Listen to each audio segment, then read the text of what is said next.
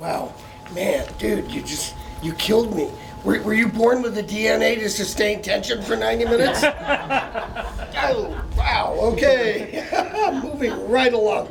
These nice folks. Michael Silveira, director of American Thief. And I don't know if everybody can see your beautiful face with that hat on, so let's take it off. That's a good idea. And this is Sisto Monroe. Yes. Who was so wonderful in that film. Thank you. Let's start with you guys. Let me ask, are you from the boxing milieu? What was the genesis of the film? Yeah, so I'm 21 years old. I used to box. I used to be a boxer myself, and this film was kind of a end of the chapter for me because I got one of the injuries, and it's on my left eye, and I lost some vision on my left eye, and I have a love and hate relationship with boxing, and that's why. Yeah. And was this, in terms of the score, were we listening to a big bass and a cello? It was actually just a cello and saxophone. Oh, big deep cello. Yeah, deep, that was serious. deep cello. Serious. Yeah, a fantastic cellist performed it, and he's really good at what he does. So. Yeah, that's fantastic. Was it Yo-Yo Ma? No, couldn't afford yo-yo. Okay, tell us a little bit about the actors that you found and your work with them. Yeah, so this was my first film. I was 19 years old when I shot this. I was in New York. It was during the pandemic. I took a gap semester because I didn't want to deal with online film school. And I was in New York. I was meeting with a bunch of my friends. I wrote the script edited, got a peer review by a couple of friends, and I was like, you know what? I have 3 more weeks before I have to go back to LA, so why don't we make a movie? And so we found someone that I was close friends with, and we just made it happen. He's from New York as well. Are you guys both LA people? We're both from LA. I'm an Orange County boy, and There we go. a good place to leave. So yeah, what's next? Do you have a little distribution for this? Are we going to see it somewhere? Yeah, so I'm planning on fully releasing Born Under Punches. It's an experimental short film. I'm planning on releasing it next year around mid-year. I have a new film coming out. It's a lot more narrative. It's 20 minutes. It's called Booba. Booba. Yes. And yeah, it will be released around then. And I haven't really thought about distribution or anything like that yet. So kind of just. It's my first. Michael, you're just starting a young career as a composer for film, and you told me in the lobby you had already scored a couple of features. Yeah, I scored Vineyards. It's in the festival run right now. It's a drama, and doing Booba with Gao. So good. we're in post with that. And then doing an amp feature with Amazon Studios. That'll be out at the end of the year, and then another short that's going to be out. You are on your way, and you have a smart agent taking care of you? Not yet. Okay, come on. Let's free. go. That's got to happen. Okay, good. All right, let's move on to the charming little summer feature that we saw. Dude, I mean, all I have to say is I have not seen a film that sustained tension like this film did from first frame to last frame, and talk about a score for a film. So just take it away. You seem to have put your thumb right on the carotid artery of the world in which we live right now. Was that kind of where you were coming from? I mean, I think all of us at that particular moment were experiencing something. We didn't know exactly what it was, but we knew there was something there. And my particular background, I don't think there's time to talk about that, but I guess allow me a little bit, together with Cisco and the rest of the crew, which is, we talk about this kind of things all the time, allow us to kind of predict, before, way before Trump was already the president, not because we knew anything, because it seemed very logical to analyze the data from different countries. And so and we're like, okay, what does this mean, right? And then if you think about the way we try to analyze things according to the media, according to our own perspective, we just missed half the story, because in the streets, all the insanity you saw there is accessible to the majority of Americans, right? So we can't imagine that that's what's available, whether it's real or not. That is the conversation, and it's so beyond what I imagined it was. And the idea was just to try to engage and see how much I didn't understand anything, right? Which everybody, it's no, not a single person can put a finger to this is what it is. And sometimes we fail to recognize that and create a narrative that we would like to be the one that we can hold on to, when in fact, this whole narrative thing, right, politically speaking, is pretty much gone. It's being rebuilt as we go, and the film kind of portrays that. I think, we're on the, it's shot live, doing the, like, it's not recorded live, right? So that's that. But before I continue, I just want to say this is a very big honor to be here. I'm very happy. I see Ellie over there, good friends, and I want to thank David, my host. David every day is like, Miguel, I have coffee for you. He's like, thank you so much for and the whole city, the whole town, every single person here has been so tremendously kind, and I want to live here now. So it's And you live in New York, right? I'm in Chicago now. Chicago, Yeah. oh yeah. It's a clean city with a lot of people and it works. Exactly. Okay, great. And young man, is this Mr. Monroe? Take it away, buddy. I mean, it was a long process. It was, what, 5 years in the making? You were 17 when you started, 18? Yeah, 17. Now I'm 23. But it was a good time. It was like my second to last year of high school when we started, so dealing with school and then mixing school in with this film was a lot, but it was a really good time and it was a great experience, and it was, I don't know, it's hard to describe, but it was an amazing time, and I can't wait to do future films with Miguel. Which we have. Yes. There's a, like, not a sequel, but there's like a follow-up to American Thief, a feature film he's in it too, called The Last Election and Other Love Stories, shot in one day in Times Square during the 2020 election. So it's, it's touring around, the fast food circuit. Wow. What about your distribution for... I do have distribution. And who's doing that? Film Movement. So yeah, so it's pretty nice. Like we actually, you can, as of right now, watch this film in pretty much every platform. And I have a suggestion for you, because your film is really beautiful. But it is really, I mean, what can I? Everybody agrees. Like, in there, we got to talk. I think I have an idea. Yeah. So yes. And Mr. Monroe, as I said, I think I have an idea for you. Great. Yeah, man. Sounds amazing. Yeah, wow. You're making some really, really bold, out there statements about high-end hacking social media and its darker implications. You just talk about that just a little bit? Yeah, sure. It's funny because it's not something that, like, there's a statement, right? It's basically, a collection of, things that you read or stories that you're told. And it's funny because, again, we do have this idea that there's a path to safety, a path to normalcy, right? But we right now experiencing a transition, I call it is a new philosophical period, right? There's a new school of thought that is being developed. It is not finished.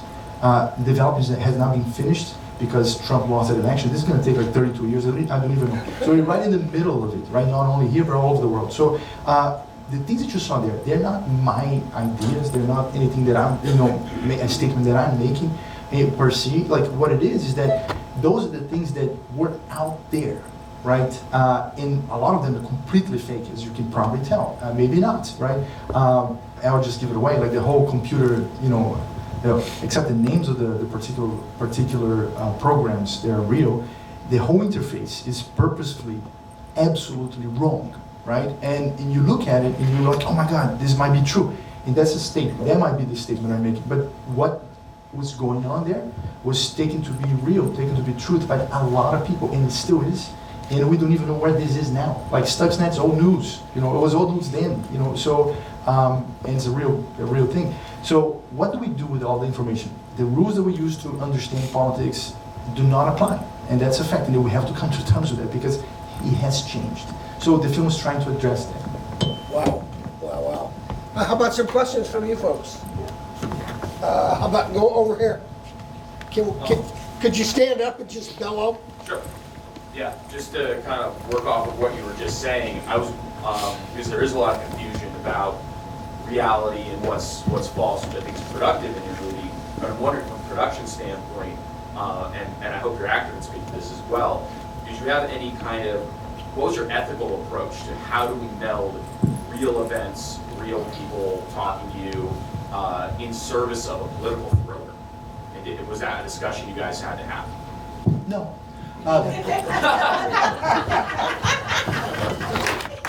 Serious, this is the answer. We can't explain, but the official answer would be not at all.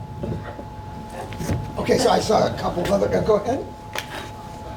Could you stand up? I just wanted to know, what was the budget on this film? Because like, you know, a lot of graphics, obviously.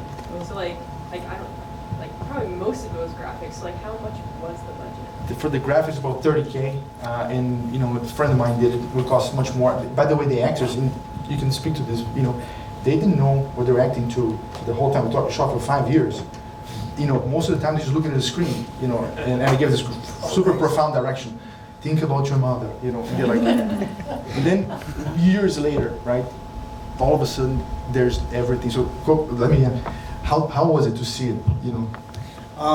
I think just like you said, you know, we didn't really know what we were doing in the beginning. Like we had an idea, we had a script obviously, but it just changed so much over the years. And as we kind of expanded ideas and let ideas go, it's amazing how it developed. And I have to say, when I first started, I thought it'd be much more of just a movie. And then eventually, I think over the years, interviewing people and seeing how important people's opinions are and how we can use them in the film really just changed the film and made it that much better. So it was incredible to see the final product. It was so funny. He's looking at the computers, acting like so beautifully, perfect, exactly what I needed. But there was nothing on the screen. So, and that came like. That's why actors have such great imaginations. Yes, precise. Good job, good job. Any other? Yes, go ahead. I applaud you for keeping your cool when the film didn't keep going. That is the worst feeling. Sorry, that's a terrible For a feeling. filmmaker, it's a horrible feeling for you, so good on you for keeping everyone here who works here, keeping it cool. But I just want to applaud also the folks who put this grouping together. Oh. Because from the very opening, we were in the ring with you, and the next film, we were in the ring of the guy who was like doing his online like craziness, and then we were in the situ with this whole scheme of election fraud and all that you put together. And there are three places that normal people don't get to go. We don't get to go into those places, into that psyche. And all three films brought us into these places. And I think the tension you're talking about, Bruce, for me, was born out of feeling like I could have been in there, like I'm in there kind of. And that's where I was nervous for myself. I know I was sitting right here. But anyway, good, it was wonderful, and thank you all. My tension came from the political screeds that I put onto Facebook. And then I thought, oh no, they're going to be coming after me. Oh, heck. Who knows?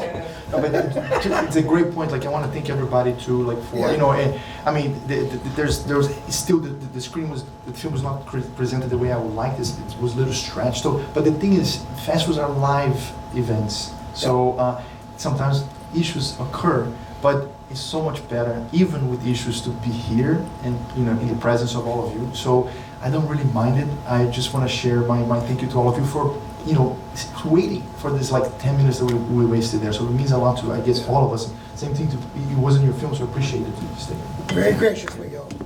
Very gracious. Anything else? Go ahead. Yeah, I have a question about the logistics of shooting during live events in New York. I work at 30 Rock, and we're not allowed to shoot around there. So, and in New York, you can't shoot anything without people behind you. Yeah. So, what was that like, both as an actor and as a filmmaker, to try and do it It's a in great that point. time? It's a great point because we can't, but we can shoot into it, right? So, and since it's a public event, I'm completely protected by the First Amendment, right? So, the moment we were walking, we stepped into the property, right? The police kicked us out immediately, and then like, you can't be here. And then my producer like, what about here? And the cops like, yeah, you can be there. You know? and there was just long lens, and there you go. So, so that's how we did it. And what was the other part of it? Just, I imagine that you had to do it then quickly while these live events were happening, so you know you wouldn't have endless takes.